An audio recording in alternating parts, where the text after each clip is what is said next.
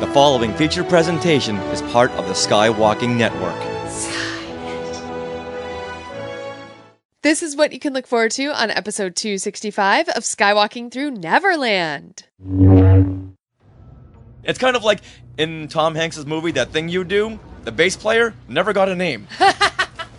I see a lot of things in the teasers that tie back to the Clone Wars already. I think this is the first time we've ever seen a toilet in the Star Wars universe. There's a whole squadron of secret squirrels that said, oh, we knew you'd be showing up. And they were dressed in shock trooper armor. Yeah, with squirrel tails. What do we know about the Mandalorians? What do we think this might say about them in this time period? A fistful of dollars. And in the Mandalorian, it really should be a fistful of Beskar steel. Hey, that's good.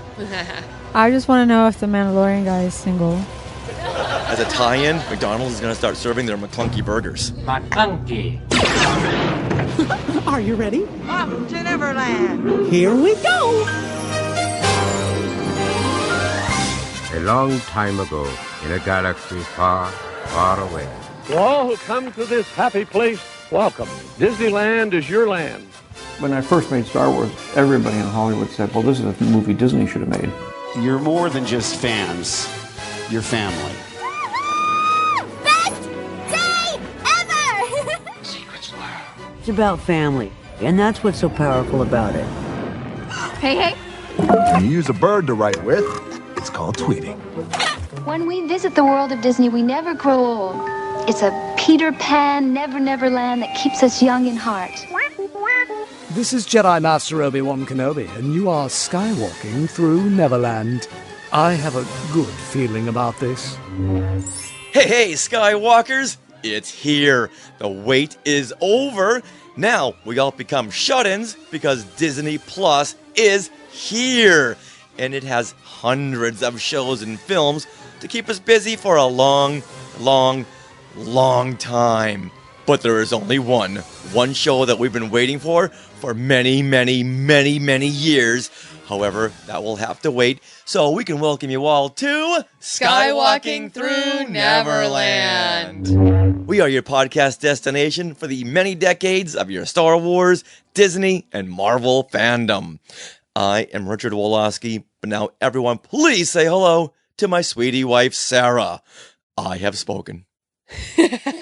And I will now speak, because it is time to give a big Wookiee hug to our family of Skywalkers. We want to thank you all for listening to the show every single week. If this is your first time listening, welcome.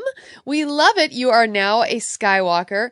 And thank you all to our face huggers who are watching us right now. Wait a minute, they should be SkyTubers, shouldn't they? They should be, but you know what? We are live on Facebook right now because we were trying to go live on YouTube and it was being weird. So on Wednesdays we YouTube, well, not when YouTube is messing up. So yeah. Oh well, we couldn't join you this time, you guys. Thank you, YouTube, for ruining our track record. Yeah, right. But we're so glad we could go live on Facebook, and I think there's even more Skywalkers joining us now here. So thank you, Skywalkers. Right. All right. So, Sarah, we are recording this from Long Beach, California on Tuesday, November 13th, 2019. Isn't it Wednesday? Isn't that what I said? Oh, Wednesday. Oh boy. This whole Disney thing has got my head so screwed up. I don't know what day it is, a date.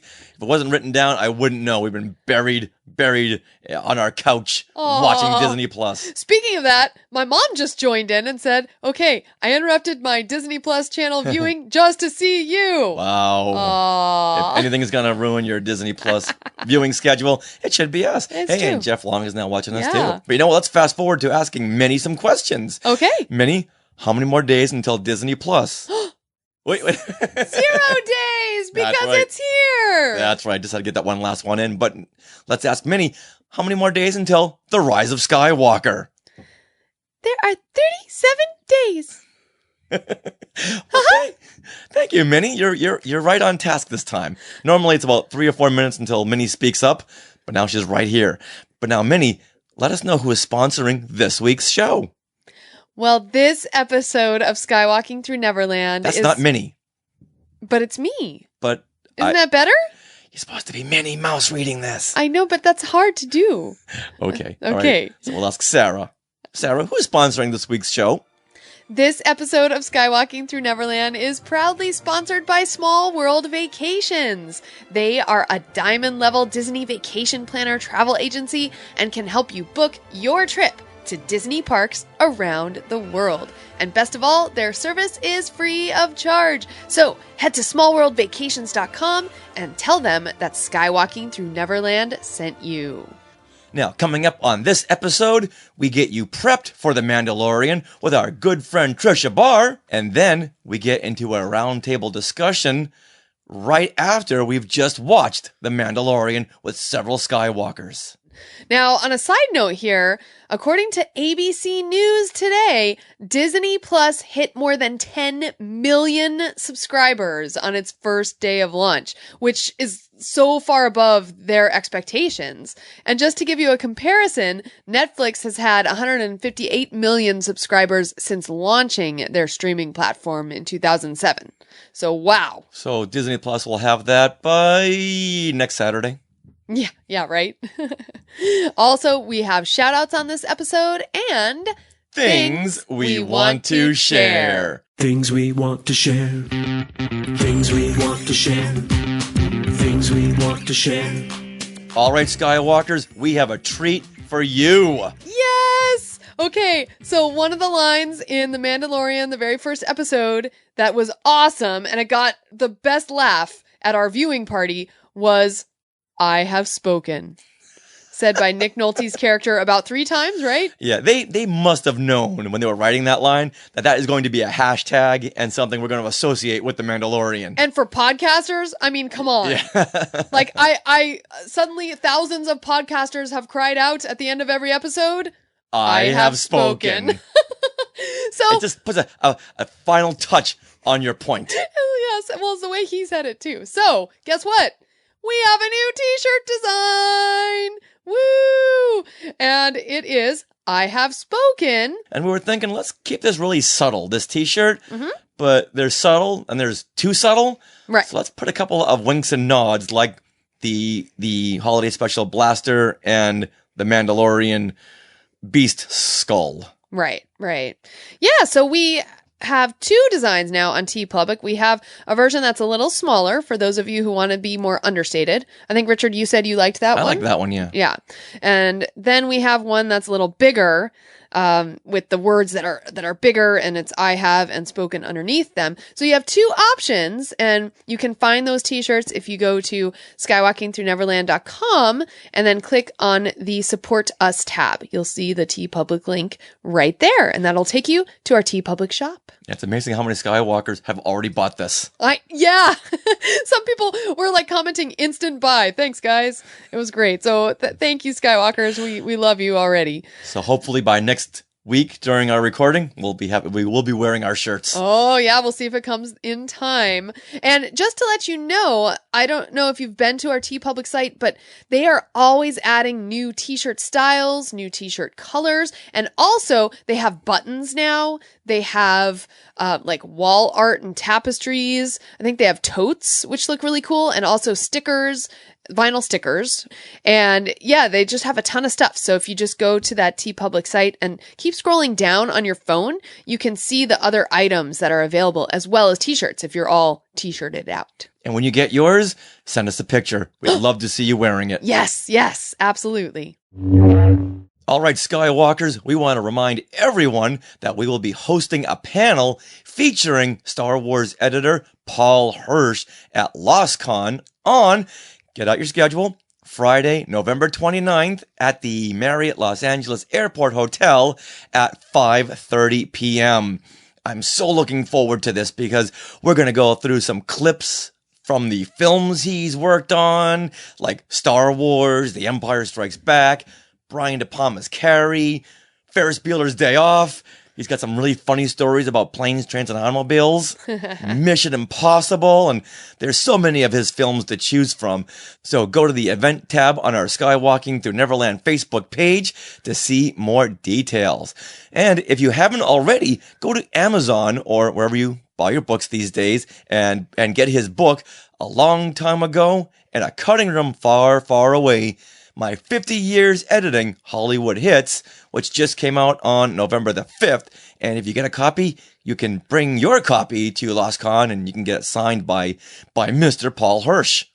So much fun. And just released this week, our good friend and publicity coordinator for Star Wars and The Empire Strikes Back, Craig Miller, his book, Star Wars Memories, My Time in the Death Star Trenches, was just released on November the 6th. Now, he wasn't just the publicity coordinator, but he was head of fan relations at Lucasfilm. All right, let that sink in, because he's really the one that brought fans together through the official Star Wars fan club, and that was the reason why we got news as quickly as we did, and by that, every 3 months. Whoa. Back then, that was quickly. And he brought fans together at conventions by having panels about the upcoming films, like The Empire Strikes Back and Star Wars. So he's really up there when it comes to bringing fans together in a great community. And there are so many great stories in this book. I had the pleasure of reading it just a few months ago. And there's just, once again, so many rare stories that when you think you know everything there is to know, out comes a book by someone who was actually there. And we want to thank Craig for mentioning Skywalking Through Neverland in his book, where he used a pull quote review that you can see on the back cover of the book. Oh, he has all these quotes from people, and there's one from Skywalking Through Neverland. Yeah, so please go to Amazon to get your copy now, and we'll definitely be putting a link in the show notes, or you can go to our Facebook group and page, and you'll see the link there. So we'll have Craig on the show in the near future, and he can give us a sneak peek into his time in the Death Star trenches. Now, before we roll into our discussions about The Mandalorian, we have to talk about the Mcclung Key Cut. Mcclung Key. What? Yeah, that's exactly how it should be called. Mcclung Key Cut. It's so clunky. All right, now by this, I'm referring to the Han versus Greedo shootout that was altered yet again for the Disney Plus release. Now, before George Lucas sold Lucasfilm to Disney, well, he made one last cut. Han and Greedo still shoot at the same time, but here, George Lucas is having his cake and eating it too, meaning Han still shoots, but yet it doesn't seem like he's a cold-blooded killer, which is what George Lucas feared. Okay. That's why he changed Han shooting first, because why is this hero, shooting this Rodian, this bounty hunter? Well, it's part of his character arc. It is, and plus this Rodian's got a blaster pointed right at his forehead, so what is he supposed to do? Now, if you haven't seen it already, the Star Wars on Disney Plus, that version, an insert shot was added where Greedo says, Mcclung Key. As a tie-in, McDonald's is going to start serving their Mcclung Key burgers. And Mcclung Key, this means, as Brian Young from Full of Sith pointed out on Twitter, it means this will be the end of you. Now, if you recall, this is what Sebulba says to Anakin in The Phantom Menace. Chesko Sebulba. Chupoko Umengisa. Mitisa Radical Vanapichapa Jawa. Nikmichawa Waro Mokili Makalonki. So Han, who is able to understand Huttese, knew what Mcclung Key meant and knows that Greedo is about to kill him, so he shoots in self-defense. All right. So we're supposed to know that, even though there's no. Okay, so there's subtitles for all of Greedo's lines in this scene, except for that one. That one important one. Yeah. That would explain this whole thing. What the heck? I don't know. And that random shot of Greedo was put in place of the old shot, which was just a Greedo dummy that you see for about 3 to 4 frames before an explosion goes off. Okay. And it's a Greedo dummy that looks like he's set up on a couple of PVC pipes. Mm-hmm. Now, unfortunately, Larry Ward, who originally voiced Greedo, well, he passed away, so he couldn't record that line, Mcclung Key. And instead, they used someone else or something else that doesn't even sound like Greedo. Oh, man. Yeah, in my opinion, they could have just cut that whole thing out. Yeah. Because it took how many minutes of explanation just to get through all that?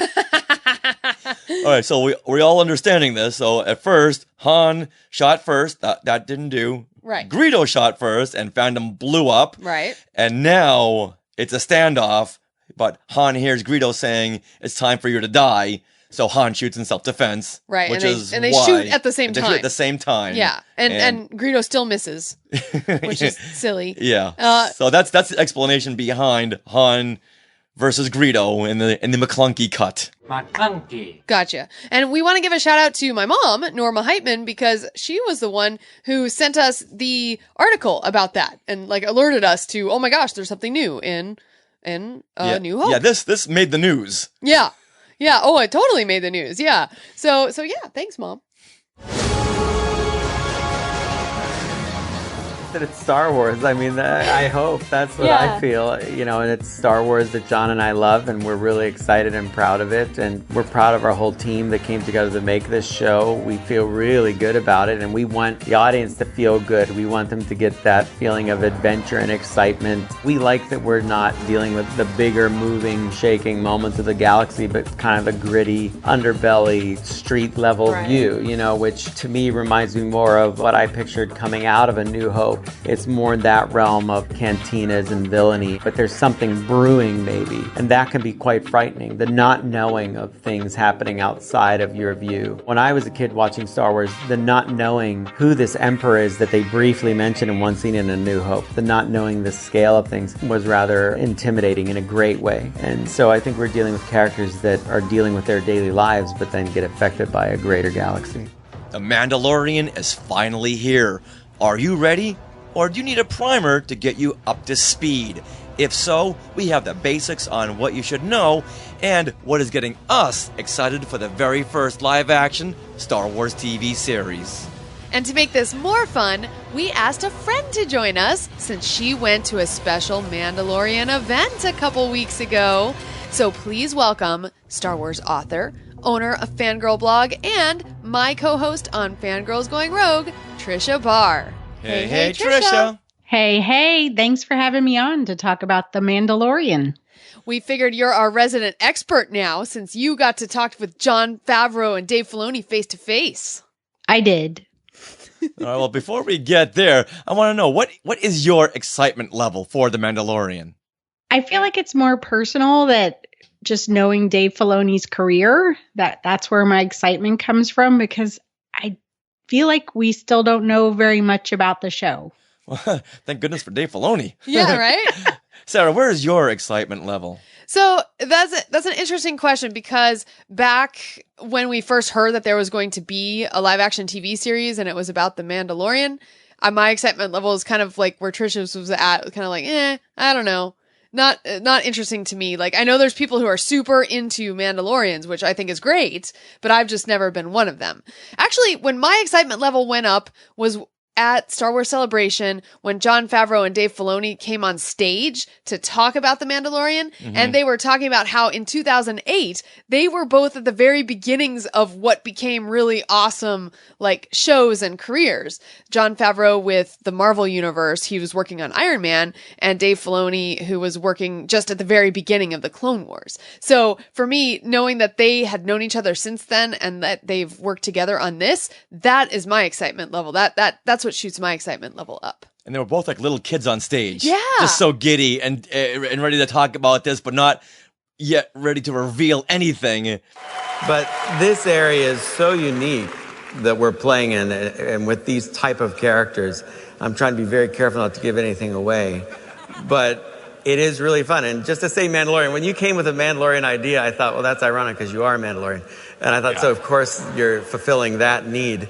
To have Mandalorian, just the armor, designing the helmet when we sat down to do that, just tweaking a little bit. Just looking at so many little fun things to do. And getting back to the roots of what inspired George originally, like the old Westerns and the samurai films, and getting back to that imagery on a scale that felt like when it began. Yeah, so now my excitement level's super high. What about you, Richard? My excitement level went through the roof because I've been waiting for this.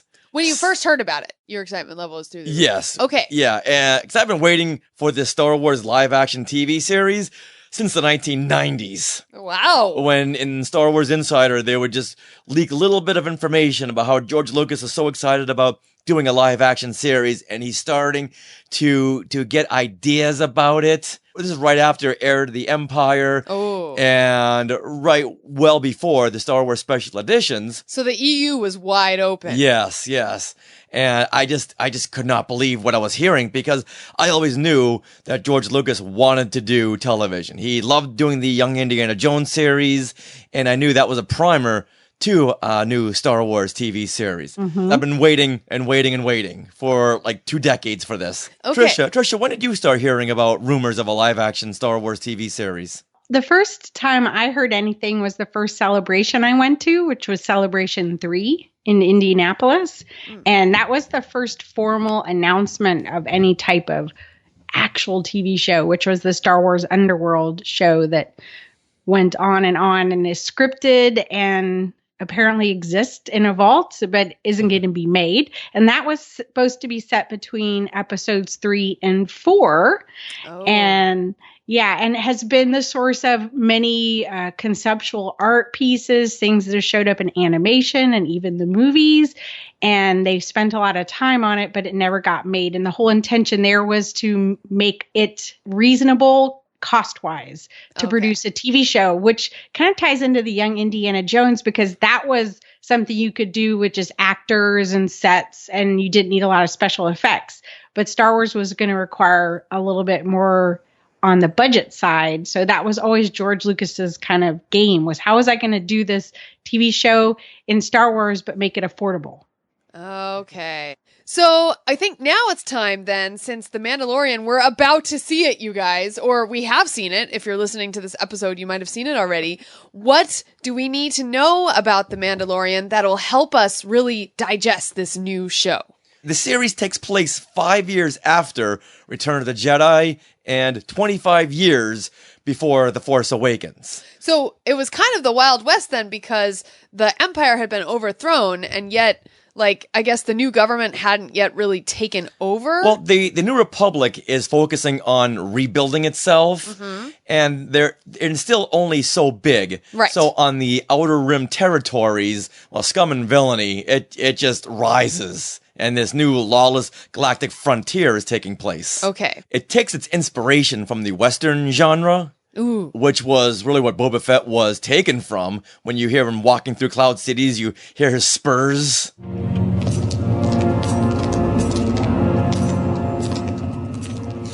Now, some of the Western conventions in The Mandalorian are things like the hero, anti-hero who walks into a lawless frontier, and he makes short work of the bad guys using his own fighting style and weaponry skills. Also, you have a Cantina Showdown, which is another very popular Western convention. And there is a direct allusion here of the Clint Eastwood, Sergio Leone spaghetti Western films like A Fistful of Dollars. And in The Mandalorian, it really should be A Fistful of Beskar Steel. Hey, that's good. And there's also For a Few Dollars More and The Good, the Bad, and the Ugly. Yeah, the music by Ludwig Goranson is definitely another direct descendant of the Western, so we'll talk about that a little later. Definitely. Now, Tricia, you got to see 27 minutes of footage. So you had mentioned something about it feeling like a Western? Absolutely. I think Richard is going to really like the spurs. Nice. You know what? Funny enough, as a kid, I didn't know what that sound was. Oh. So when I was playing Star Wars, I would walk around going, tss, tss, tss, tss. My friends are like, Rich, what are you doing? Like when you hear it was magically coming out of his I don't know. Pack or something. When you heard Boba Fett walk, he just made this metallic sound. All right, good enough. And even those early conceptual paintings of Boba Fett, he had that Clint Eastwood half cape look. Okay, now here's a question, and I know we're going to talk more about the show, but I really want to talk about Boba Fett, because I know a lot of people hear The Mandalorian and they're like, oh, that's the Boba Fett TV show. Like, no. Which it's not. Okay. Now, this series follows a bounty hunter by the name of the Mandalorian. doesn't have a name just yet, but I hear that in the first episode we do learn his name. Tricia, can you verify that? We did not learn a name in what we saw. So that was part of the frustrating thing, is because you'd get like all these, it'd be like giving you a taste of a really delicious plate of a meal, but not letting you eat all the parts, I guess is how I would describe it. So you're like, oh, that looks really mouth-watering, but I can't taste it all. So I feel like we have to know a name. So it would be like really weird just to call him the Mandalorian forever. Right. And Tricia, you know this because you went to a press junket, and we'll go over that in a few minutes. So if anyone's wondering, hey, how did Tricia see the first 27 minutes? That's how. Why. It's kind of like in Tom Hanks's movie, That Thing You Do, the bass player never got a name. They would always be like, hey, where's the bass player? Hey, the bass player's missing. The bass player went to Disneyland. Even weirder was it would be like 5 minutes and then skip 3 minutes and then 5 minutes and skip 10 minutes. So, wow. Oh, yeah. So it wasn't even the first 27 minutes, because at least then I think we'd have a more cohesive understanding. They really just gave us pieces of it, which is very bizarre. Okay. All right. Now, the Mandalorian is played by Pedro Pascal, and he has his eyes back. Yes, in Game of Thrones, yes. Yeah, he was in Game of Thrones, and he got his eyes plunged out of his head. Well, he got his... Yeah. Yeah, let's not go there. Well, it's a very horrific scene, which is like burned in my brain now. But you know what? He's back, and he's got both of his eyes. And in the first episode, we see Greef Karga, who is played by Carl Weathers, who is Apollo Creed from the Rocky series. And he is the head honcho in the Bounty Hunters Guild, and he needs to keep track of a very important asset. So who does he call? Not the Ghostbusters. Not Peter Venkman. Calls the Mandalorian. Yeah. Now, in the book, The Mandalorian Armor, the head of the Mandalorian Guild was a Trandoshan. Okay. So I was really hoping that a Trandoshan would be the head of the Bounty Hunters Guild. But you know what? Carl Weathers is good, too. Don't we see a Trandoshan? We see a lot of Trandoshans. Okay, that's what I thought. Mm-hmm. They're the Bossk species. I know, yeah. I'm so excited about that. So the allies to the Mandalorian are Cara Dune, who's played by Gina Carano from Deadpool, and also the Fast and the Furious franchise. And her backstory is that she was a rebellion shock trooper, but now makes her way in the universe as a mercenary. And I was like, wow, shock trooper? This is the first I'm hearing about rebellion shock troopers. We know about the Imperial shock troopers. Yeah, the shock troopers are the ones that have that stick that can actually fight against lightsabers? Or these are the red armored, the red and white armored troopers we see briefly in Revenge of the Sith. Okay. Oh, I don't remember. And the backstory way back in the 70s and 80s, Boba Fett was a shock trooper from the Empire, but just went out on his own as now a rogue bounty hunter. Okay. And also in the cast, and kind of a surprise for some people, was German director Werner Herzog, who we hear narrate in the trailer. They said you were coming. They said you were the best in the parsec. Would you agree? So you get to kind of get a feel of his voice. And he's directed films such as Nosferatu, the Vampire, Cave of Forgotten Dreams, Fitzcarraldo, and many others you probably never heard of. I've heard of Nosferatu, but I didn't know that was a film in 1979. Yeah, we read a lot about him in film school. Oh, really? So I knew the name. I knew that he was a director. Okay. Couldn't tell you any films that he directed, but I knew that he was a big deal coming into this. Right. Yeah, he also voiced a character on The Simpsons. Excuse me.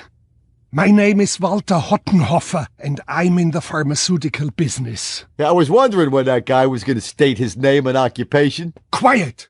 And he'll be back to voice another character on The Simpsons episode, Thanksgiving of Horror, which is going to air on November 24th. Yeah, so we don't know his name in this series, but according to the first episode here and some of the trailers, he's definitely in need of the Mandalorian services.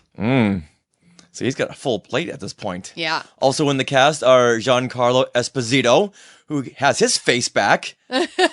His half face back from Breaking Bad. Remember him he was Gus Freeling in Breaking Bad. Yeah. Spoiler alert, he loses half his face.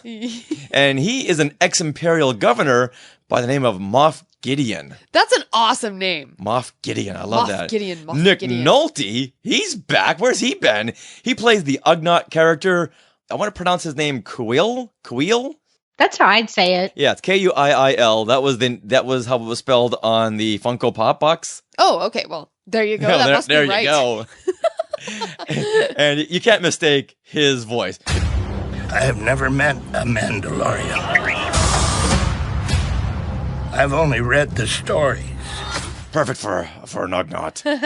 And Taika Waititi, he directs an episode as well as voices the assassin droid IG-11. Who we see flying around in the trailer, right? He's like spinning around. Yeah, my excitement level went from enormous to ginormous when I saw the IG droid spinning around, just blasting everyone in sight. That was amazing. So also in the cast is Ming-Na Wen, who plays Fennec Shand. Now, Ming-Na Wen, you might know her from Marvel's Agents of S.H.I.E.L.D. She plays Agent May in that cast. But we don't know much about her until we learned more last week in a Vanity Fair article. And so we'll talk about that more later. Mm-hmm. But I'm excited about Ming-Na's presence in The Mandalorian. Now, The Mandalorian was created by Jon Favreau, or you may know him as Happy from the Marvel Cinematic Universe, or the director of Iron Man, Lion King, and Elf. Santa's coming to town! Santa! Oh my God! Santa here? I know him! Now The Mandalorian. Yeah. And the directors for the series include Deborah Chow, who will be helming the upcoming Kenobi series for Disney+. Bryce Dallas Howard, who was in Jurassic Park. And Jurassic World. She was in Jurassic World. She was the one running around in high heels. She could outrun a T-Rex in high heels. Of course. And she's directed some shorts and some documentaries. And like we had mentioned, Taika Waititi, best known for Thor Ragnarok and the sequel, Thor Love and Thunder. That's such an awesome name. Also, we have Rick Famuyiwa, who has directed Our Family Wedding, Brown Sugar, and an episode of The Chi. But did we also mention Dave Filoni will be directing some episodes? Yeah, save the best for last. Yeah, he serves as an executive producer for The Mandalorian, but we are so excited because he's going to be directing 2 episodes. And Dave Filoni, of course, developed the Clone Wars and Rebels animated series and directed many of those episodes as well. So the man can do no wrong. Right? Now, there's going to be 8 episodes in the first season, which will air weekly. Thank goodness. Yes. Yay for podcasting. Yeah. Not released all at the same time like Netflix. As much as I love to binge, I want to savor each and every Mandalorian. Mm-hmm. And the first episode is going to air on November the 12th, just a few hours away. And the last episode, the 8th episode, is going to air on December 27th, 7 days after the Rise of Skywalker. Wow, what a Christmas present. Oh, I know. I know. And the second season just began filming last month. Yay. Do you know where it's filming? Parts in Long Beach. Really? Long Beach, Manhattan Beach. Yeah, Manhattan Beach I knew. That's exciting. That's very, very exciting. How'd you hear about Pedro, Long Beach? I did a little digging. Oh. Yeah, you'll never know where they are. Okay. Because there's big studios. I know where they are. They're down by the Queen Mary. Okay. Okay. Don't tell anyone that. Why aren't we going there right now? Be back later. Yeah, I'm back. They kicked me out. There was a whole squadron of secret squirrels. They said, "Oh, we knew you'd be showing up." They were dressed in shock trooper armor. Yeah, with squirrel tails. All right. Well, we did learn another fun nugget, and that is comicbook.com gave us the first 3 episode descriptions. You want to hear how long and involved they are? All right, hold on. Let me get a seat. Okay. Okay, this is going to be very in-depth. All right, here we go. First episode is called Chapter 1. And here's the description. A Mandalorian bounty hunter tracks a target for a well-paying client. Okay, go on. Okay. Now, the second episode... No, finish up the description for the first episode. No, that was it. Huh? I swear Dave Filoni wrote these. That was it. You want to hear the second episode? Okay, how many syllables is this one? 10? Okay. Okay, the second episode is Chapter 2. That's the name of it. And here's the description.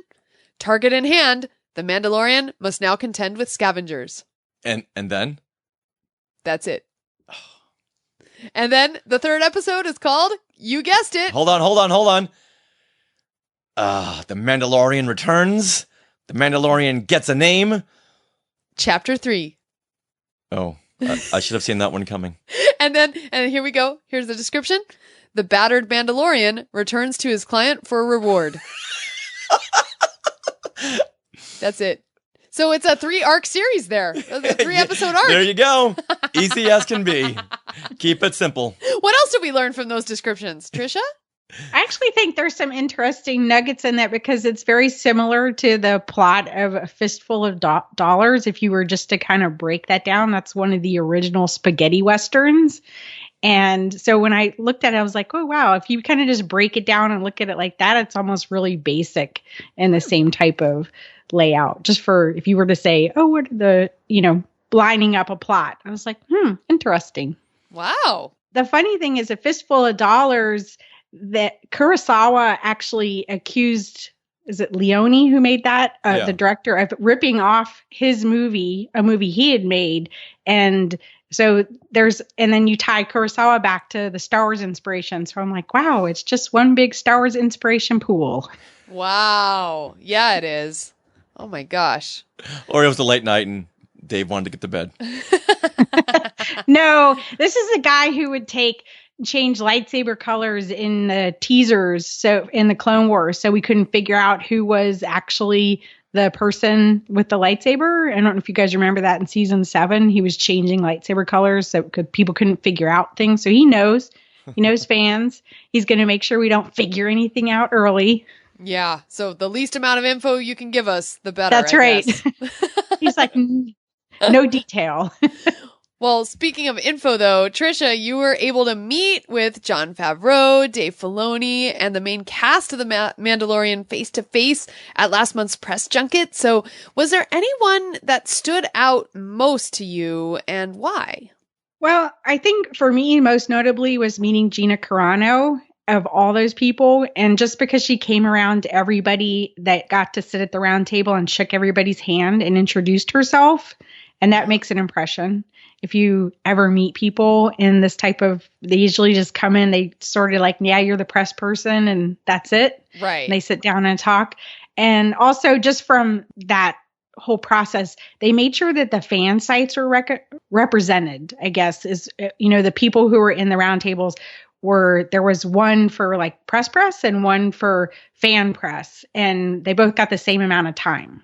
Wow. And yeah, so I feel like that's important because you could say, oh, we're doing this big TV show and we're just going to talk to Entertainment Weekly or Vanity Fair or whoever. And just the people who have been covering Star Wars for a long time, maybe are going to see a lot more things and have different questions to ask than you would just get from the average press. Yeah, definitely. Now, did you hear any kind of new piece of information at that press junket that brought your excitement level even higher? I think the most interesting thing we heard was about season 2 that Carl Weathers was directing an episode, which I thought was really, really cool. And they haven't announced any other directors, but that was more kind of like, oh yeah, we're doing season 2 and Carl Weathers is directing. So that was kind of interesting just to hear them already talking about moving forward. But it's always weird because they're in a different phase than we are as far as we're going to be consuming it. We want to know, and they're already moving forward. So they had to be careful.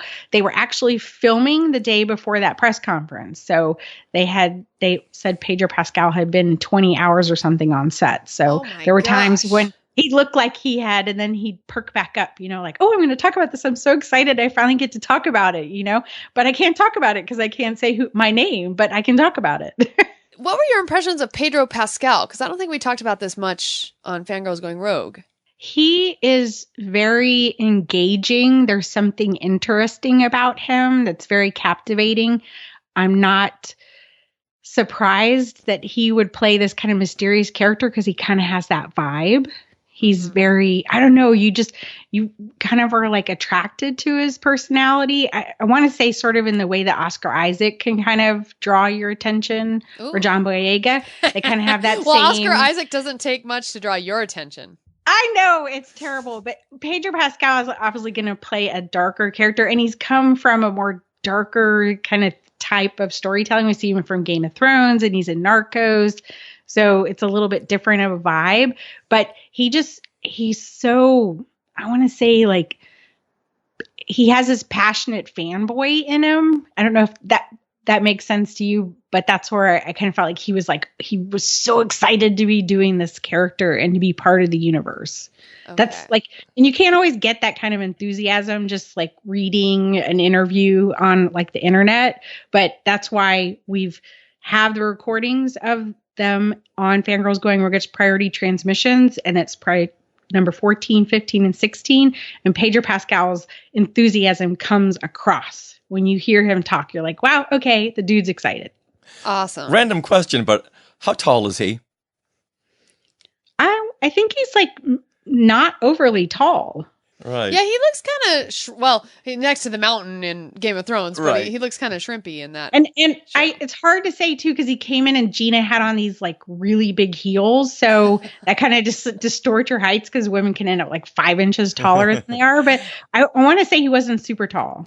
I ask that because when we see the Mandalorian, he looks very big. So I just hope it's not one of these things where it's Pedro Pascal as the unhelmeted Mandalorian, but then you have a stuntman as the inside the outfit. No, they actually asked him about that. And he said, that's me in the suit. Oh, good. And yeah, and except for extremely dangerous stunts that might, risk the production, he's the guy in the suit. Okay, that was one of those things like, oh, I don't want to ask this because I don't want to find out otherwise. Right. But I'm glad I did because now I know that when we're looking at him, it's going to be him in that suit. Okay. Yeah, all right, good. That's good. Now, what aspect of the Mandalorian is getting us all excited?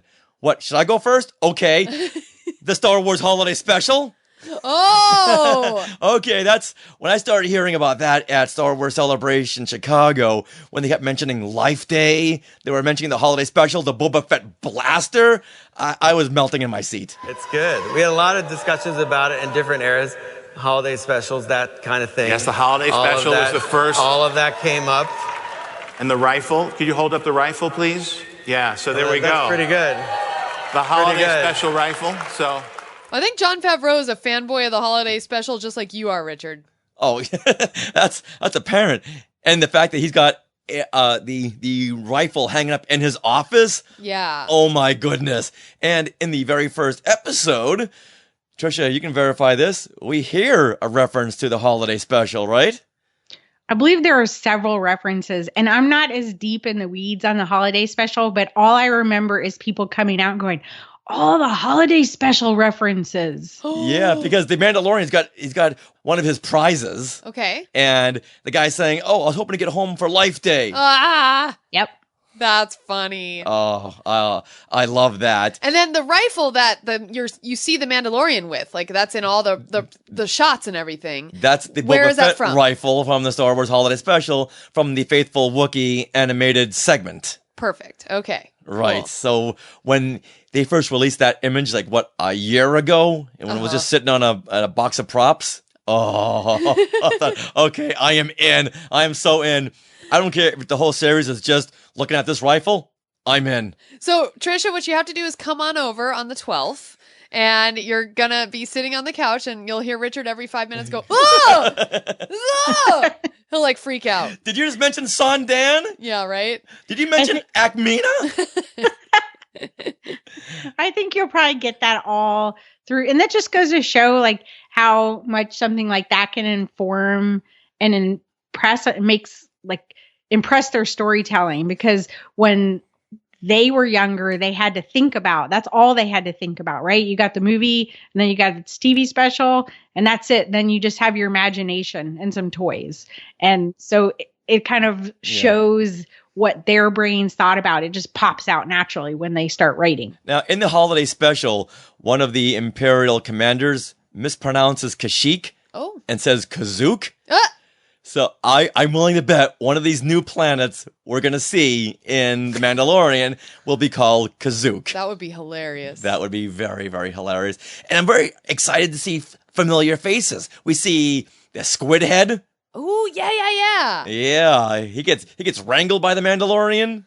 I love that. We see an IG droid. We see a poor Kowakian monkey getting roasted on a Spitfire. I wasn't happy about seeing that. Spoiler. Yeah, I know. And they're riding these big beasts of burdens called the Blurgs, which we saw in Ewok's Battle for Endor. Oh, wow. Yes. Well, we saw them in the Clone Wars series as well, but they go back to 1985 in Ewok's Battle for Endor.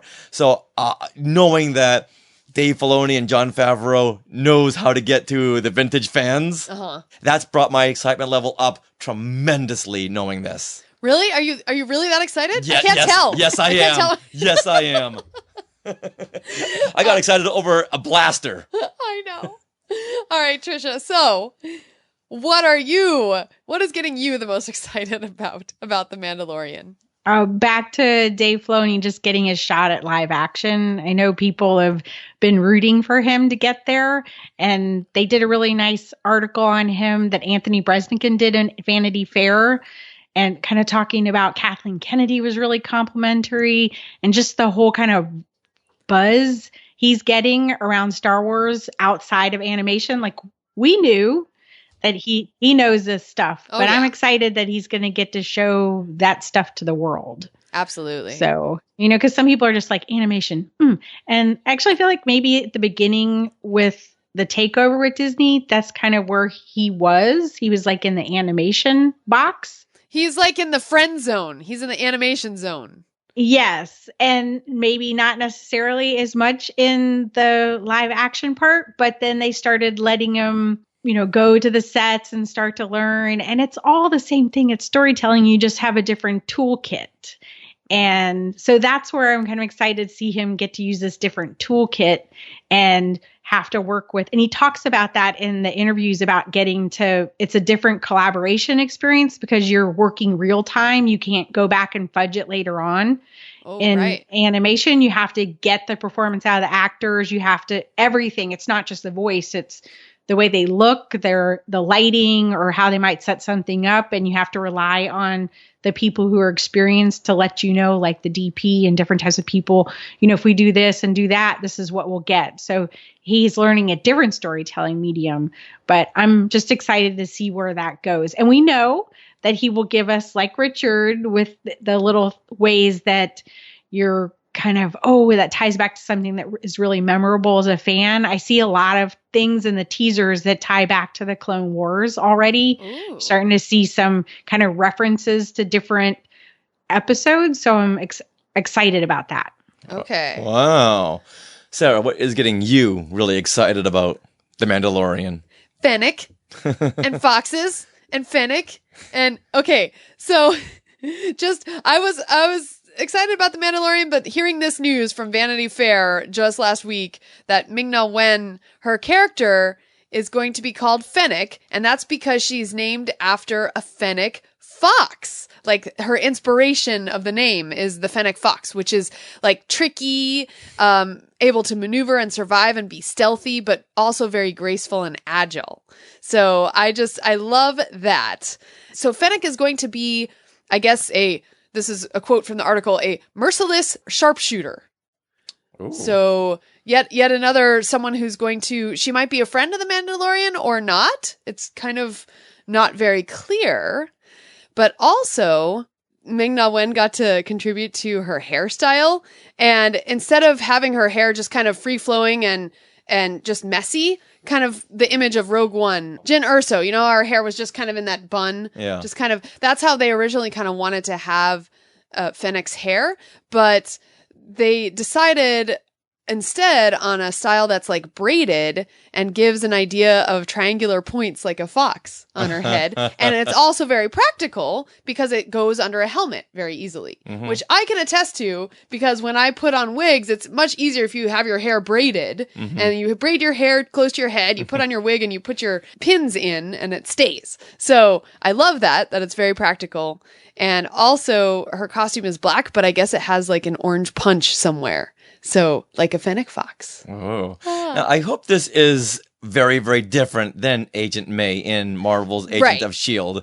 Because from what I've heard, the two characters are a different side of the same coin.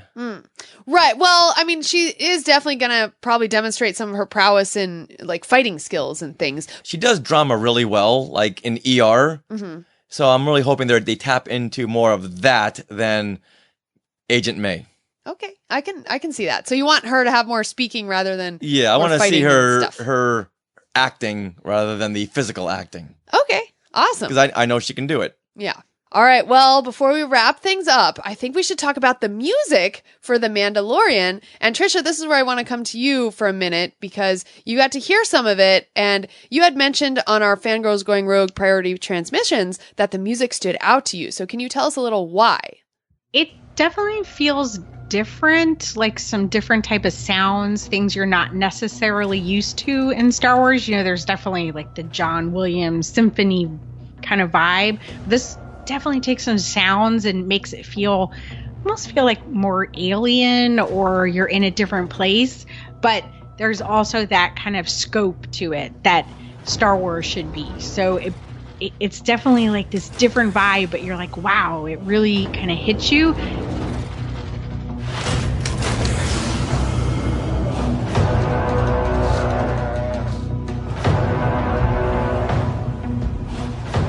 And of all the things in that screening, the music was really what stuck out to me because I felt like it was driving what you were feeling, which was really frustrating when they cut it off because you're like, you know how music drives you towards an emotion? You're like, okay. Now we're going to somewhere else.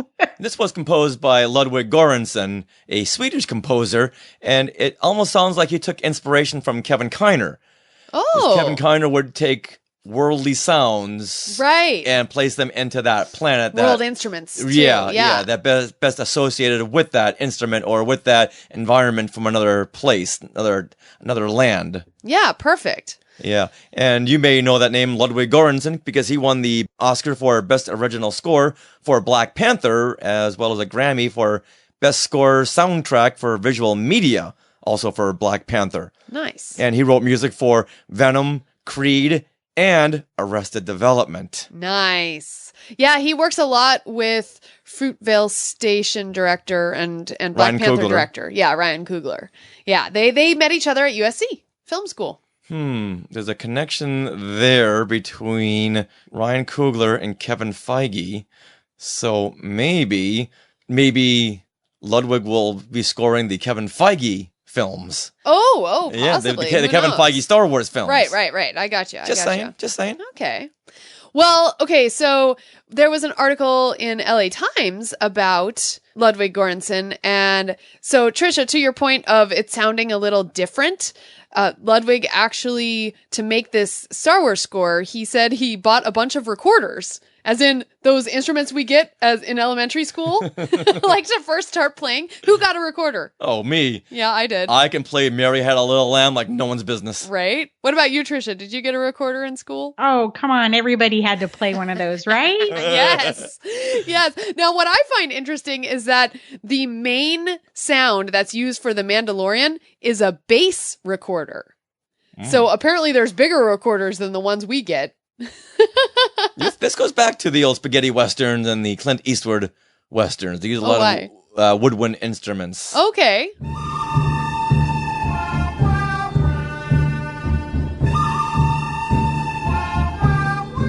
So part of this instruments he used were very organic instruments like recorders, guitars, and pianos, but he wanted to use them in ways people haven't heard them before.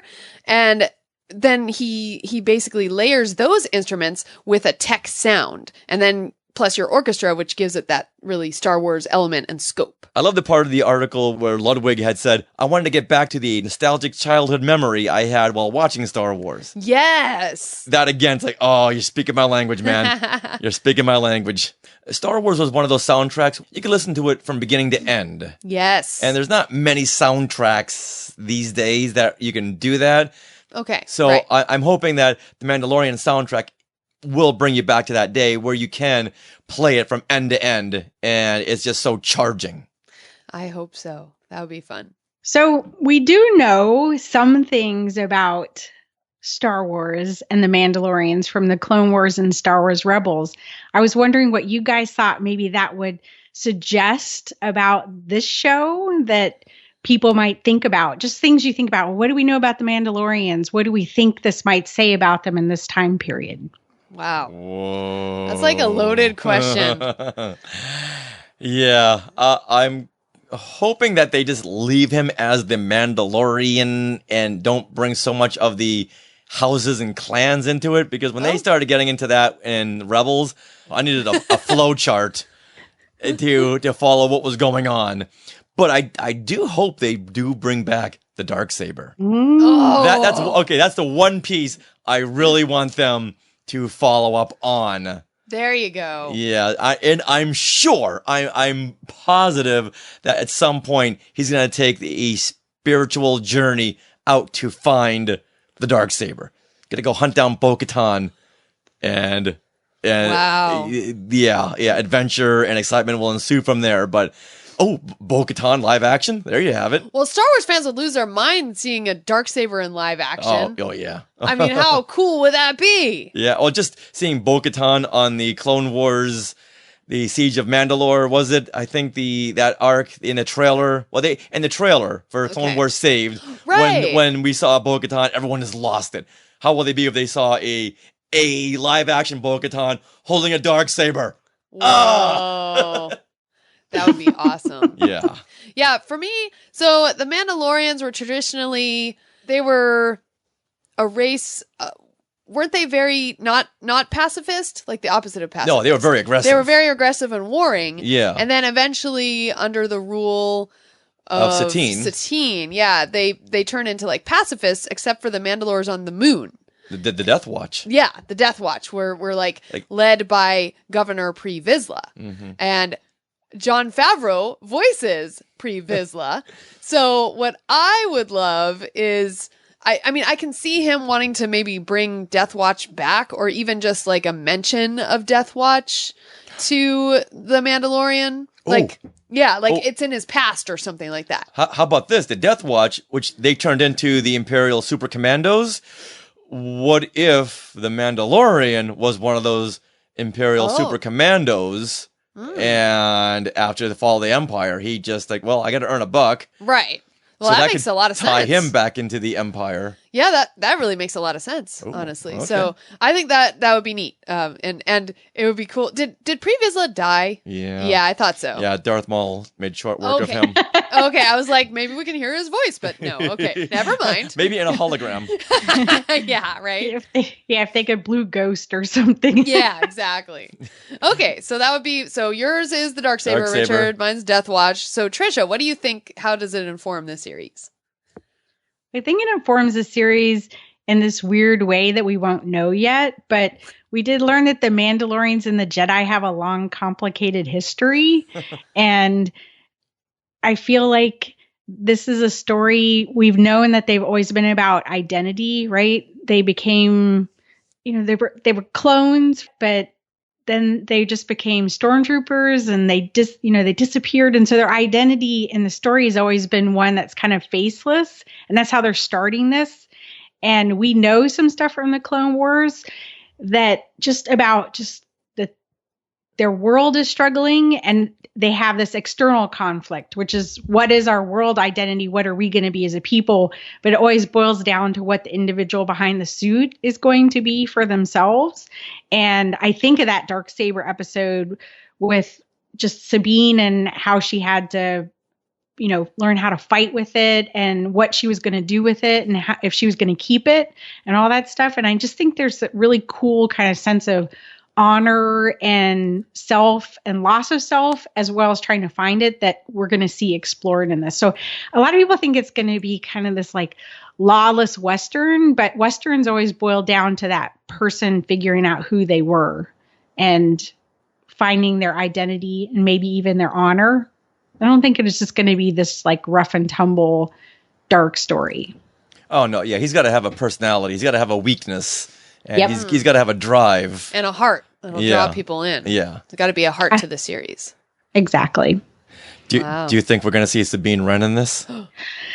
You know, everybody that has ever worked in animation could be on screen. It's true. I would say yes, we're going to see somebody. Maybe second season. As a tease, fans are going to lose their minds again. That will make them lose their mind. I mean, any one of those actors could show up that have played those parts. I mean, and there's a lot of them that I would be really excited. I think fans would just like blow their minds.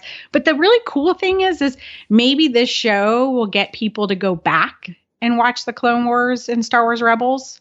Definitely. To kind of learn the stuff, go backwards. And then we're going to get the Clone Wars and the Siege of Mandalore beyond that, which is going to be even crazier. Yeah. And Disney Plus will have all of it. Disney Plus, premiering November 12th. Woohoo! All right, Tricia. Well, we want to thank you so much for joining us today. Can you tell our Skywalkers where they can find you on social media?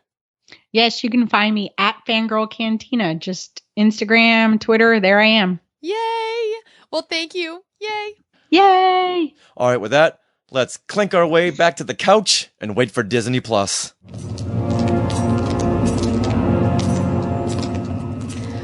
All right, now that we're all caught up to speed on the background of The Mandalorian, let's fast forward to our thoughts and reactions where we recorded a roundtable discussion right after we watched it with several Skywalkers. And we had these Skywalkers, Justin Smith, he's from laughingplace.com, Courtney and Kelley Turkel, Chris Alexander, who did the Star Wars Origami book, Christina Ruehle, Wynn Patterson, Emelia Lindgren, and ghost host Dave Skale.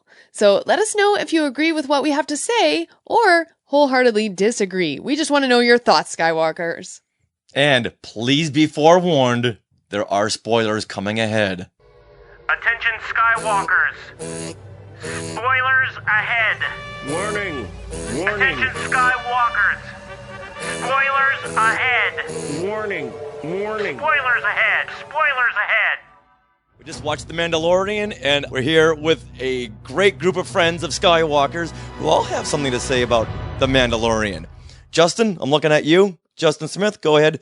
Tell us what you thought. I loved it. I mean, it's kind of hard to tell because we've only seen one episode and, it's hard to know where this is going to go, but it did what every great pilot should do, which is leave you wanting more.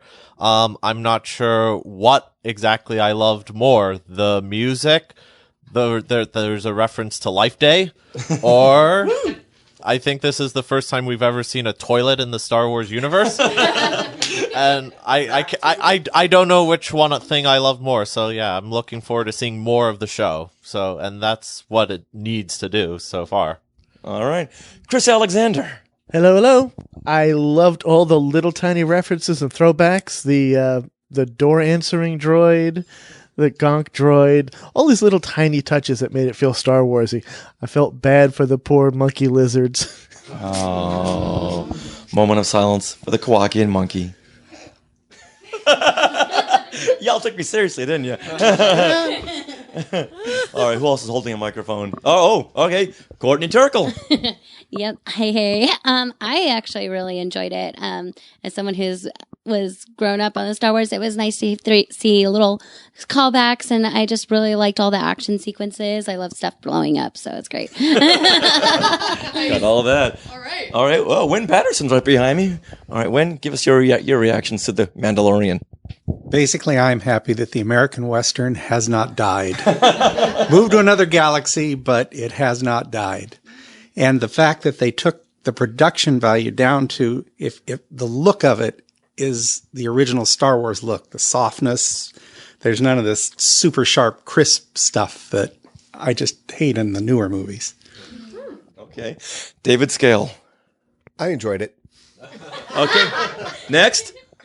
I was going to say the same thing that Wynn was saying, that it felt very much in the style of the original trilogy, and bringing us back to the world, like very Tatooine-esque, where you've got the rough and tumble outer rim area, and all the little nods and whistles and nuggets to the original trilogy just made you feel like, wow, this is like a big screen production in a series, and that was kind of fun. Okay. Nicole, coming right over here. Okay, I've got to admit, I really love the little baby Yoda at the end. That was just adorable. Oh my God, it was too cute. All right, Emelia. I really loved the ending. I have spoken. Christina. I really liked the music. I thought it was like, it wasn't, too overpowering, when it needed to be. Like there was ambient like sounds, and then there was like the drums. And then, so I thought they did a really good job just like making it, really fit with the atmosphere. And I really loved the Gonk droid. I wish they would let you make those in Galaxy's Edge. I love those. All right. Kelley, Turkel. I would say I'm a newer Star Wars fan. I don't know everything in the series, and I certainly don't know anything from the originals because I've never seen them. What? You do have Disney Plus, right? How is that possible? How is that possible? But I could follow along with the storyline, and I understood everything, and I did find it funny at times as well. So I thought that they brought in newer fans as well. All right, good deal. And Omari. I would like to agree with Kelley. I'm one of the newer Star Wars fans. I am ashamed, but yeah, this felt like it kind of had something for everybody. Like I feel like it kind of hit all generations with like the Western touches, and then it kind of had like more like modern Star Wars that's coming out. So it was funny and it was witty and it was serious and action, a lot of blowing up. So it was good. And then kind of corny point, but I noticed that Jon Favreau came up as the writer for the series. And I was like, I know, I'm like really excited about that. So, I'm sold. I'm a Disney Plus person now. So sounds like you're a fan of Jon Favreau. What are you a fan of? He's like come out in some of the Clone Wars, I think it was. Like he came out like in a character, they killed him, but spoiler alert, But well, yeah. if you know that, if you know that Pre Vizsla died in the Clone Wars, then you're a little bit higher than just a casual fan. I got you, Kelley. Sorry, Kelley, you're down there. You're down the leaderboard. You and Sean Spicer way down.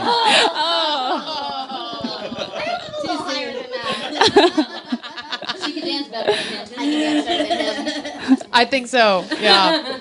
One of the things that stood out to me is when he got to visit the bounty hunter, or they showed the Mando symbol, and they were building the armor right there. I mean, how cool is that? And then I didn't realize that little puck, that little chip thing that the German, Werner Herzog, he gave that to him, and that was melted down into new armor piece. Although I couldn't see how that thing did a whole shoulder plate, but maybe it was just thick. The plating. And maybe the shoulder pauldron was very thin. Right. But the woman who was doing the armor did mention that this would help sponsor a lot of foundlings. Yeah. And so it's interesting. Like there's this whole new level and lore that we're getting with this series. And that was just like the very tip of the iceberg, I think. So I'm excited to explore that, as well as Baby Yoda and everything else that comes with the series.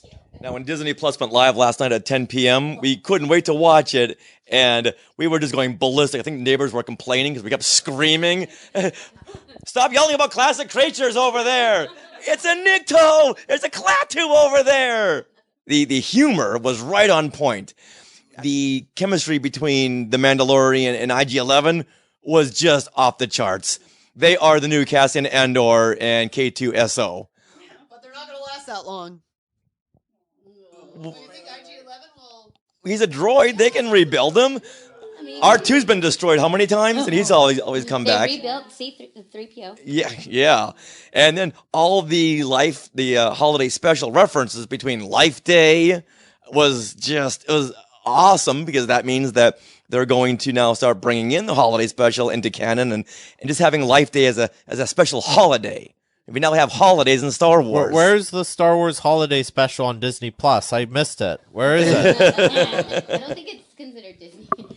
Well, it's coming. It's coming. Easter eggs, you gotta probably find coming. it. And then the Mandalorian's rifle's another one.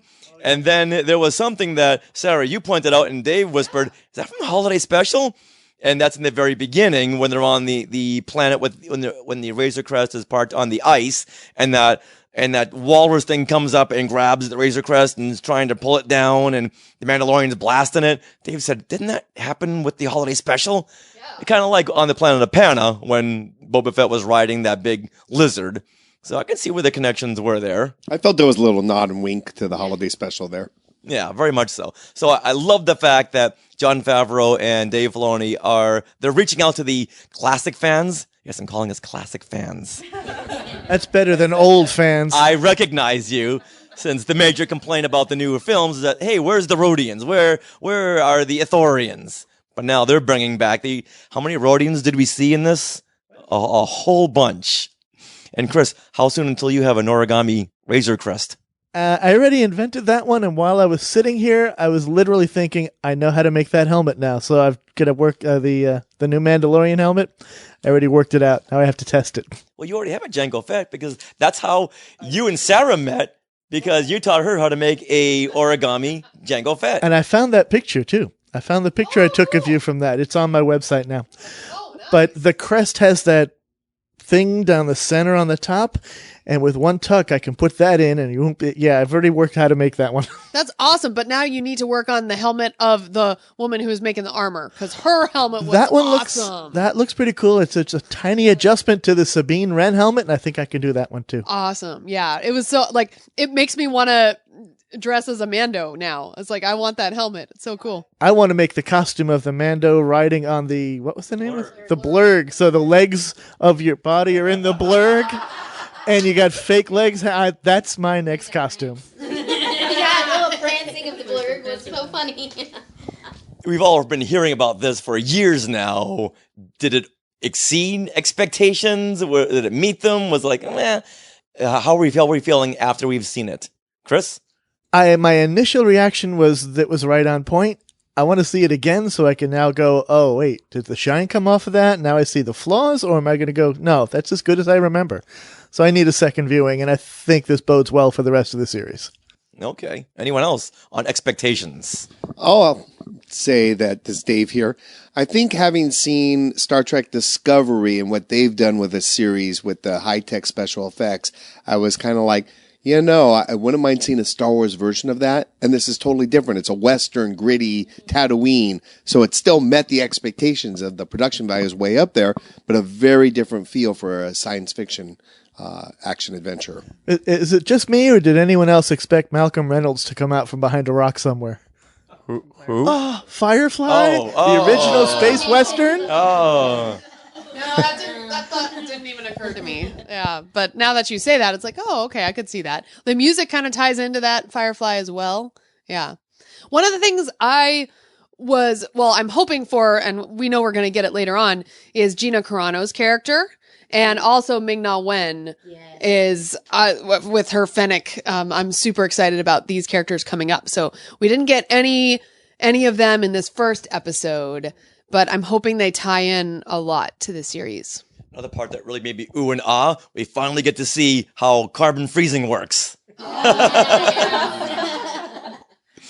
And every single episode on classic Marvel Star Wars comics, I always say, boy, these aliens on these comics, they just don't feel Star Wars. But that first blue guy that the Mandalorian goes into the cantina to capture, because he's got a bounty on his head, that guy, I would bet you anything he was taken from the classic Marvel Star Wars comics, because they have those fish gill heads. I've got to reach out to Dave Filoni or Jon Favreau, because I'm willing to bet everything in your pocket for that. That's not a whole lot right now. This is Courtney.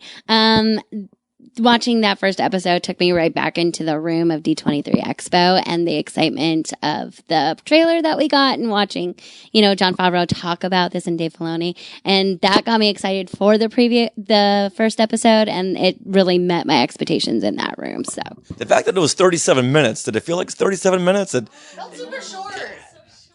It was short, but yeah, it really just packed a punch. It wasn't any wasted scenes. Everything really tied into the plot and always drove it forward.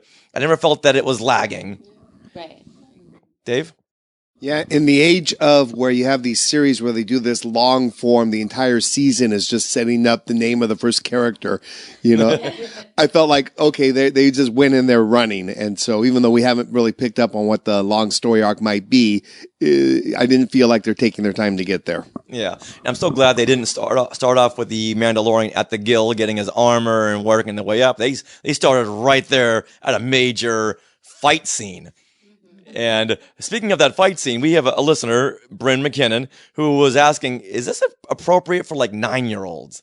And Sarah, you had pointed out that, well, there is one scene where there's very much suggested gruesome violence, although we don't see the gore, but a guy does get chopped in half. He got Darth Mauled. Yeah. About the cauterization. Yeah, exactly. But you know we're going to see him back with spider legs. I'm just saying. There you go. And there was another classic creature that was a Quarren, that the species, or as the kids grew up playing with the Kenner figures, Squidhead. Squidhead. There he is. When his legs fell out of the door. Yeah, we all were like, oh. Yeah. Any more comments about the music? Because it wasn't until the second viewing where it really stood out to me. Well, one scene that really stood out was when they were riding the blurgs across the canyons. Like, that was my favorite musical moment in that first episode. You had the orchestra building. Like, there was a lot of cool moments where you had, like, smaller instruments and you had a piano, you had the recorders and things like that. But this one scene, he really got the orchestra in there and you had that orchestral sweeping Star Wars. A lot of wind instruments as well, I noticed. I think during that first viewing, we were oohing and eyeing so much that I didn't really hear the music. You were oohing and eyeing so much in my ear. I was going, shh, I'm trying to listen. But when he walks into that cantina, you definitely hear that the good, the bad, and the ugly reference. I gotta watch again. Okay. And another new character, which I fell in love with, was the Ugnaught Nick Nolte. The Ugnaughty. There he goes. His name is Kuil. And a lot of people were asking, is that makeup or is that CGI? That's definitely an animatronic mask.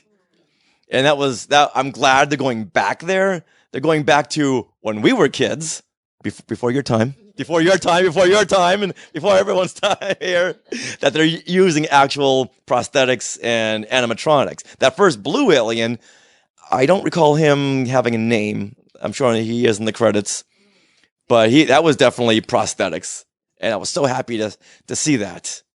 Well, you know, one of the things I was thinking is being a whole series, they actually kept to your traditional storytelling format where the Nick Nolte character was a mentor character. And we got to see a little story arc of the Mandalorian's growth as he's having to overcome learning how to ride and finding his roots. So they packed within a 40-minute episode an entire following a good storytelling format, which was interesting.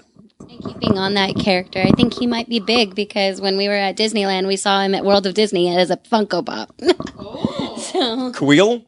Yeah, the I have spoken guy, yes. Yeah, he's a Funko Pop now, so.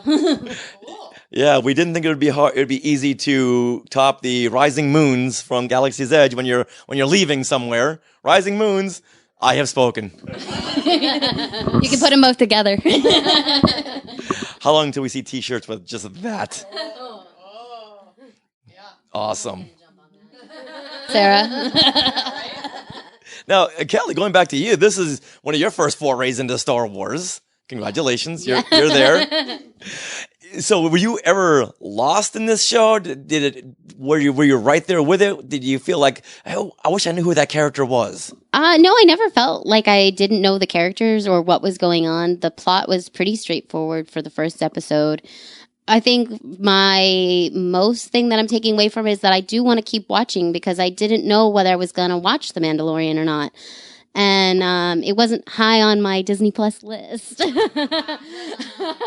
I know that's not a very popular opinion about that, but it wasn't very high on my list. But now that I've seen the pilot episode, and I've definitely seen the Star Wars movies, the newer ones, and the prequels as well.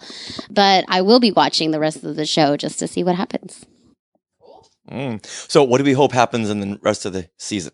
Jar Jar. Bring back Jar Jar. Well, yeah. Justin?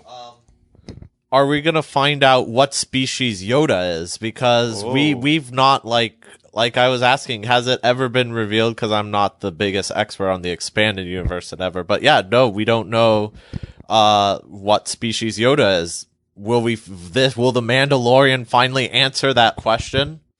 Do we think that the baby Yoda is a love child between Yoda and Yaddle? No. You don't know. It was 50 years ago, so the timing works out there. And I'd hate to be that species. Could you imagine raising a baby for 50 years and it's like, this is all I got after 50 years? Seriously? I'm just saying. Well, they age slowly because he was 900 years old. I get that, but that's a long 50 years to be taking care of changing Yoda diapers. Maybe that's the species, Yoda. All along, Yoda's like, stop calling me by the species. I don't call you human, Luke. So now Mandalorian's going to bring Baby Yoda back to Werner Herzog. What's going to happen then? Well, when Werner Herzog was there, that doctor guy came in, right? And said, keep Yoda alive, keep the, bounty alive. So what does he tie into it? And then also, are all Yoda creatures have the Force? Do they have the Force? And, Mandalorians have a lore and a history with the Jedi, including with mainly the Darksaber. So, will that come into play? If we're not sure, and we know Dave Filoni's involved, so any of this could be part of this series. Very, very intriguing. Yeah, we haven't gotten any Force references yet, which is, you kind of expect that, but somewhere along the way, that's what Star Wars is about, is the Force connection. So I think somewhere we're going to get some kind of connection, maybe even in the last episode of this first season. You'll see some kind of connection with the Force somehow. Could we see Ahsoka? Everybody wants probably to see Sabine more than Ahsoka at this point. Yeah, that would make sense. Yeah. It's not implied that all that Yoda species all has the Force. Everyone has got the Force as long as their midichlorians are talking, right? Or the Yoda species may just be a clone, hence the Doctor. Or he's reincarnated, like 2001 sort of thing. But what about the symbolism of the Mandalorian and Yoda, and they're putting their fingers up to each other, like Sistine Chapel, Woo. Okay, who's got background in religion that can decipher that? I was trying to Google it. I saw E.T. I'm pretty sure that's the way it works. I believe what that is, it's God reaching out to, I think it's Adam, so it's like he's giving him life. Yeah. It's like the connection between the spiritual and the human. I've got it. It says, the biblical creation narrative from the book of Genesis in which God gives life to Adam, the first man. Oh. Bam. There you go. Well, he did just prevent him. He did just prevent him from being off. I have spoken. Because the bounty droid would have taken him out. What now? Yeah, bounty. Yeah, he said it was very clear. My instructions were clear. He used to be killed, and Mandalorian prevented that. So why were their instructions different? Yeah, that's what I was going to say, is why there were instructions different. Well, it was said it was preferred that he be alive, but they were flexible. Unless there are two separate bounties by two separate entities. I believe so. But not from the same entity, from a different entity. Had to be, yeah. The one other thing that I found fascinating is that they didn't go to what everybody else is doing now is if you're going to do a backstory, you do an entire series just on the backstory. We know the Mandalorian's backstory after 30 seconds on the screen without having to do that. And to have the fact that it's obvious that fans are making this production. Mm-hmm. They watch it, they love it, but they're not doing it the way everybody else is doing it now, which I found really nice. To not have to watch a whole half hour of how his mom was trying to save him, and it just was much nicer. Yeah, most series on network TV, they've got to throw everything at you so quickly, even though it is episodic and you're going to do a whole story arc within a season. They just got to get that viewer and they got to hold them there. So I'm so glad this is made for Disney Plus. Yeah, I'm that person that will watch the first episode and the last episode. I'm like, meh, I'm good. Oh, not like every show, but it depends. I'm like, do I really want to invest all my time? Because it's like Dave said, it's like they spend so many episodes building up to the character's name, and you're like, I still have 26 episodes left. 26 episodes. We haven't seen one of those series in like since 1989. That was a stretch. Yeah. Oh, there was a cameo in there. The land speeder driver. Yeah, who was that? That's Brian Poem. Big Bang Theory. From Big Bang Theory. That was the geologist. The geologist. Yeah. Oh, okay. I was like, I recognized him. I saw him at a party once. Yeah. Like, yeah, he's very big. Recognized his voice. Yeah. That's awesome. Okay, I thought he looked familiar and I knew, but perfect. Oh, okay. That doesn't have to bug me anymore.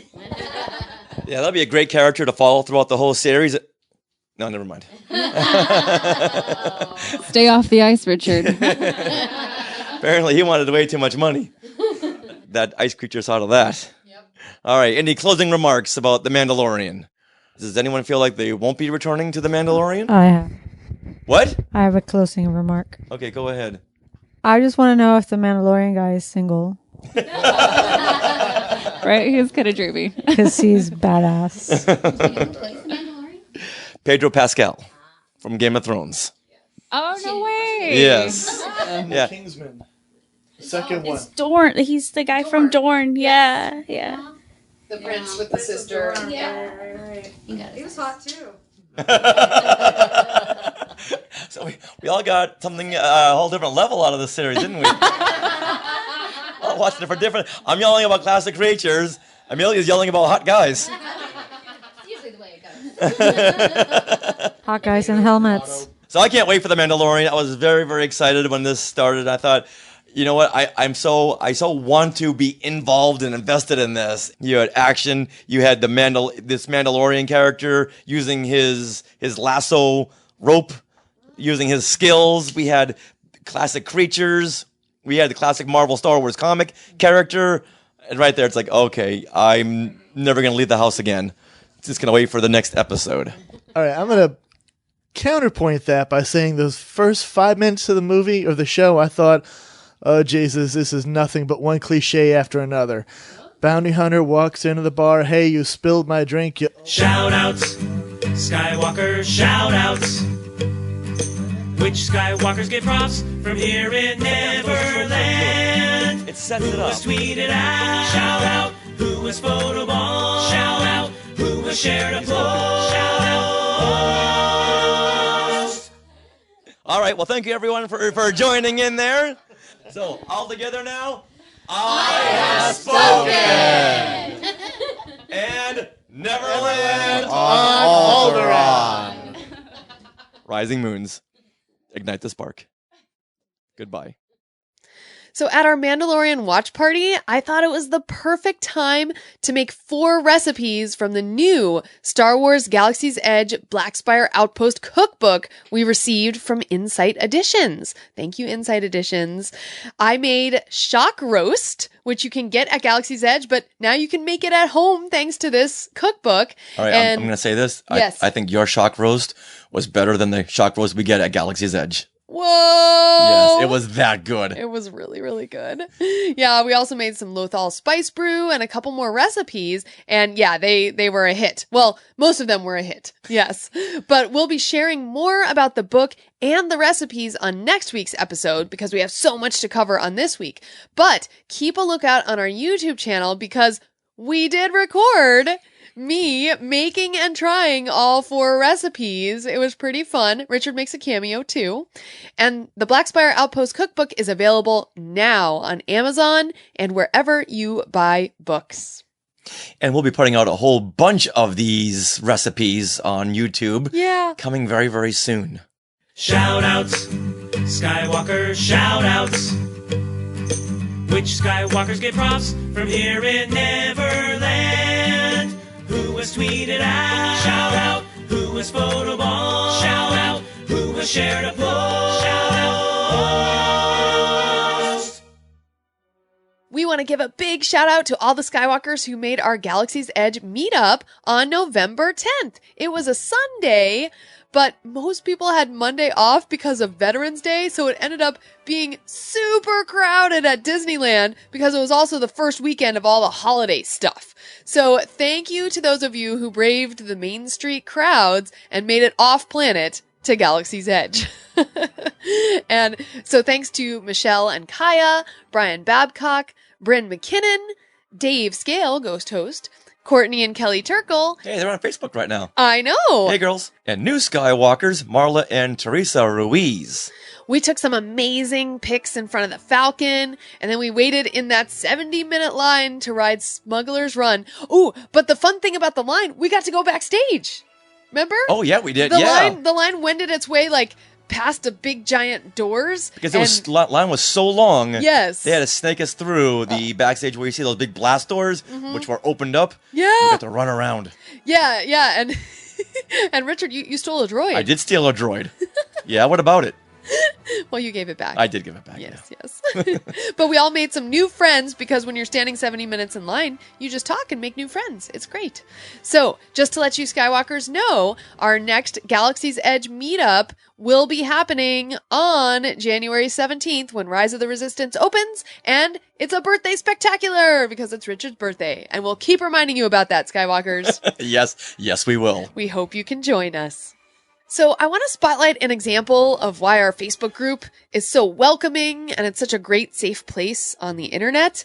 So we touched a little on this during our roundtable discussion you just heard, but Bryn McKinnon, when she wanted to watch The Mandalorian with her kids on November 12th, she posted in our Facebook group first and said, "Question for all who have already seen The Mandalorian. I'm hoping to watch it with the family tonight. Is it appropriate for a 9-year-old who has seen all the existing Star Wars films? No spoilers, please, of course. Thanks in advance." So she received 14 informative comments from Skywalkers, which helped her make the decision as a mom, including this one from Craig Hasis, who says, "In my honest opinion, it's perfectly fine if they've seen the movies. Anakin burning on Mustafar is far more gruesome than anything in Mando." Well, we saw Anakin actually burn. Yeah. Where what we didn't really see, what we thought we had seen in The Mandalorian. We saw the back half, let's just say, of that gruesome opening scene. Yeah, implied gruesomeness there, yeah. So, and I do have a report from Bryn that her screening went great with her son, and they loved it. So, thank you, Skywalkers, for being awesome. And speaking of The Mandalorian and Disney Plus, we were freaking out on November 11th, the night before Disney Plus, at 10 p.m. when we saw that the Disney Plus app had populated on our Apple TV. And so many people on social media were as well. So we put the question out to the world, despite best laid plans, what did everyone end up watching first? So we wanted to give a shout out to some of the responses we got. Richard, you want to read one of these? Oh, sure. Teresa Delgado. Well, she said Mandalorian and then Ratatouille. Yep, buy plans. That was pretty funny. All right, Jonathan Heil said 2 Simpsons episodes and an episode of the 1981 Spider-Man. Wait, that must be an animated Yeah, it's Spider-Man. animated. Okay. Yeah, there's a ton of animated Marvel shows on there. Scott Ryder and Dan Parker said, had to remember where it all began. Oh yeah, Steamboat Willie. Yeah. Helga Marie Brayfogle said, High School Musical, the musical, and Encore. Husband watched The Mandalorian downstairs on the big TV. That's pretty fun. And Kelley Turkel, hey Kelley, she wrote Noel, still in the Christmas mood from yesterday. Oh. We were at Disney, and Disney is now full force Christmas spirit. Yeah, in fact, after our meetup, most of us Skywalkers stayed together and we went over to Small World and watched the fireworks and then rode Small World Holiday. So yeah, it was totally Christmassy. It was awesome. But we have to wait until after Thanksgiving to watch Noel. Yes. Well, we have to wait till my mom gets here because I need to watch this with my mom. Unless she's already watched it because she got Disney Plus too. Yeah. Mom, you better be waiting for me to watch Noel. One of our holiday traditions is to watch Love Actually, and sometimes Sarah wants to watch it before Thanksgiving. It's like, no, one holiday at a time. I'll watch it now. We cannot. Now. No, cannot watch Love Actually or Noel until Maybe Thanksgiving night, okay? Okay, but did you know While You Were Sleeping is also on Disney Plus? Is that a Christmas movie? Yes. Oh, yeah, it happens the week of Christmas and New Year's. Oh, okay. It happens right between that week. I've never seen it. Yeah. Yes, you have. You must have seen it. I've watched it like a ton of times with you. Yes. You've seen it. Yes, I have. All right. And then Courtney Turkel says, ended up watching Lizzie McGuire. We love wow, it. there's so much to watch on Disney Plus, which is why we're all going to be shut-ins. Yes.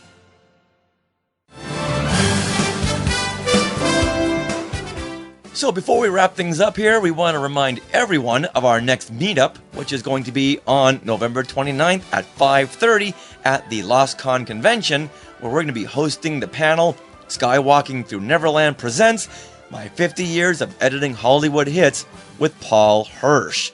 Once again, get out your schedules and your calendars. This will be held on Friday, November 29th at 5:30 p.m. at the Marriott Los Angeles Hotel in Los Angeles. And go to the event tab on our Skywalking Through Neverland Facebook page, and you'll see more details. And bring your book, and Paul will sign it. Well, that wraps up episode 265 of Skywalking Through Neverland. We would like to thank Tricia Barr and our Roundtable of Skywalkers for joining us today. We'd also like to thank all of you Skywalkers for listening each and every week, and also our face huggers who are watching us live right now. So thank you so much, and thanks to everyone also for watching all of our YouTube videos and just being there and commenting and just helping each other Skywalkers out. We just love it. We'd also like to thank our sponsor, Small World Vacations. Are you thinking of a trip to Disney parks for when Rise of the Resistance awakens? You can fill out a Get a Quote form at smallworldvacations.com today. And once again, their vacation planning service is free of charge. So check it out and tell them that Skywalking Through Neverland sent you. Now on Wednesdays, we YouTube. Every Wednesday except for today. Because YouTube wasn't complying. No. But check out our channel every Wednesday for a new video premiere or a live chat with us. And last week we read from Star Wars Creatures Big and Small. It was so much fun. It was so much fun. But then at the beginning of this week, we released a really fun video where we walked around Disney's California Adventure and Disneyland on the opening day of Hollywood holiday time at the Disney parks. Yeah, and on Veterans Day, during that, on Friday, when we went to holiday time, we happened to catch the entire, flag retreat ceremony at Disneyland, and it was so touching. So we videoed that whole thing and shared it on Veterans Day as well. So this week, there's 2 new videos up on our channel. Oh, there you have it. Yeah, it's awesome. So if you liked our other videos, you're going to really, really like these. Now, please check out all the rest of the shows on the Skywalking Network. Skynet. Including the Culture Popcast, Sabers and Spells, and Talking Apes. As well as classic Marvel Star Wars comics. That's right. You can find us all at skywalkingthrough.neverland.com. We want to give a huge thank you for everyone who is part of the Skywalking Force. If you would like more Skywalking Through Neverland in your life, check out skywalkingforce.com and help support the ever-growing Skynet. That's my line. Oh, okay, I'm sorry. Go ahead. If you'd like to support us in a different way, please share the show with a friend or click on the links to TeePublic because we have a new t-shirt design, Skywalkers. We were so inspired by the line of Nick Nolte's character in The Mandalorian. What's that line, Richard?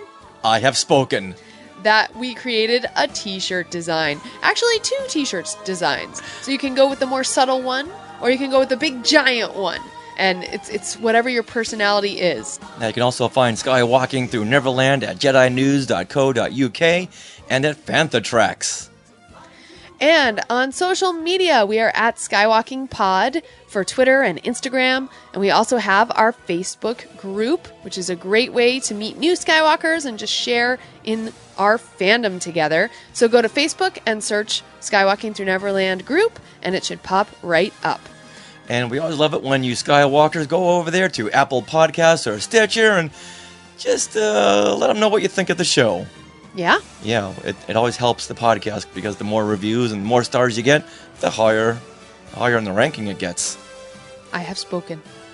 So have I. Now, stay tuned for bloopers and other fun conversational bits right after the credits. And always remember, we have spoken. Rising moons, till the spire. May the Force be with you. Always. Neverland on Alderaan. Some imagination, huh?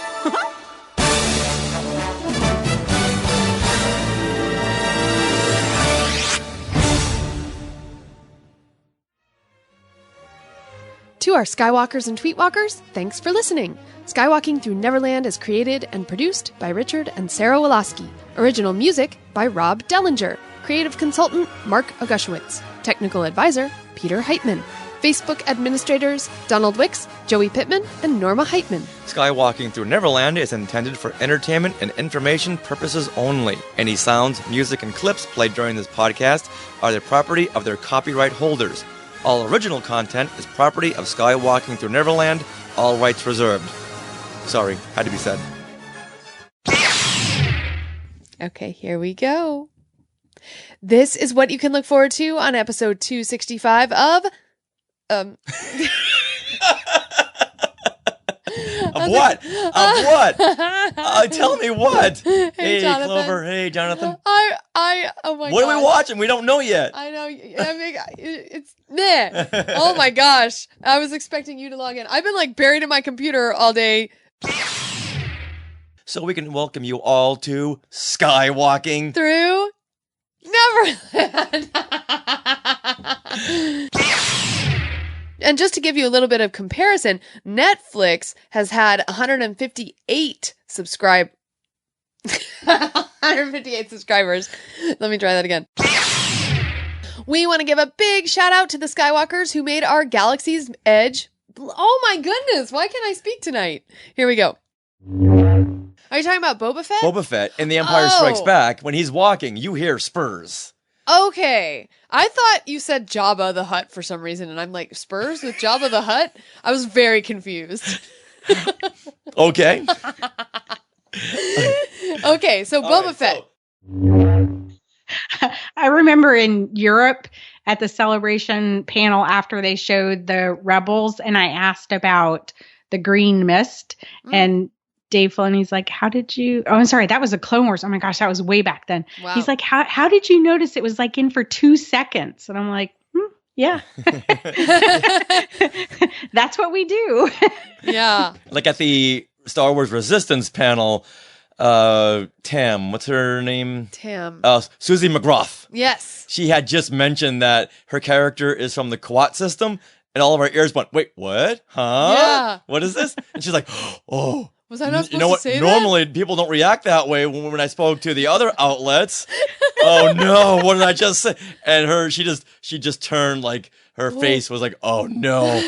Where's that red sniper dot on my forehead now? Right. Oh my gosh, I remember that. Wow. But is Boba Fett a Mandalorian, or did he just take over the armor? Oh, that's a loaded question. Yeah? Well, he's not Mandalorian. They went over that because he wasn't born on Mandalore. Okay. So he just has the armor. Yes. Yeah, he was born on Camino as a clone. Right. But not a genetically modified clone. As an actual clone of exactly. Of Jango But does Fett. do you get to call yourself, like, I still call myself Irish and I wasn't born in Ireland. Oh. Well, I call myself Los Angelino, but I have friends back home like, Rich, you're a Bostonian. Right.